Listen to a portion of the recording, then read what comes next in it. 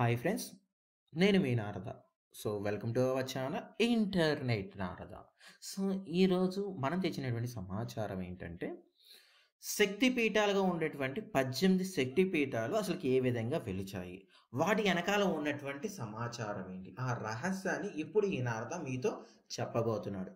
So ఎవరైనా సరే కొత్తగా మన ఛానల్కి వచ్చింటే ముందుగా సబ్స్క్రైబ్ చేసుకోండి.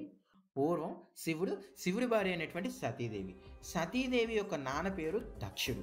అయితే దక్షుడు ఒకసారి బృహపతి యాగం చేస్తున్నప్పుడు అందరినీ పిలుస్తాడు, కానీ అల్లుడైనటువంటి శివుణ్ణి సతీదేవిని పిలవడు.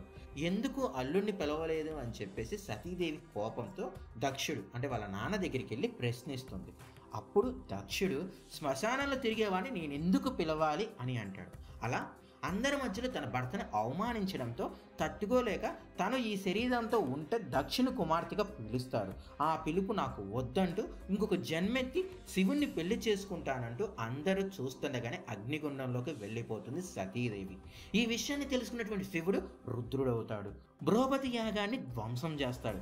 అగ్నిలో కాలిపోతున్నటువంటి తన భార్యని పట్టుకొని చేయవలసిన కార్యాలన్నీ పట్టించుకోకుండా బాధతో తిరుగుతుంటాడు.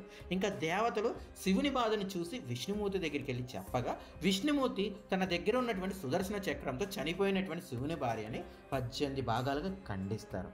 అలా ఆ సతీదేవి భాగాలు పడిన చోట శక్తిపీఠాలుగా మారి 18 శక్తిపీఠాలుగా వెలిచాయి. సో అది ఫ్రెండ్స్ శక్తిపీఠాల వెనకాల ఉన్నటువంటి రహస్యం.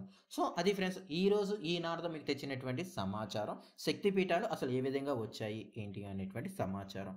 ఇలాంటి సమాచారాన్ని మీరు కాకుండా మీ సన్నిహితులు కూడా వినాలి అని చెప్పేసి మీరు అనుకుంటే డెఫినెట్గా మన ఛానల్ వారికి కూడా షేర్ చేయండి.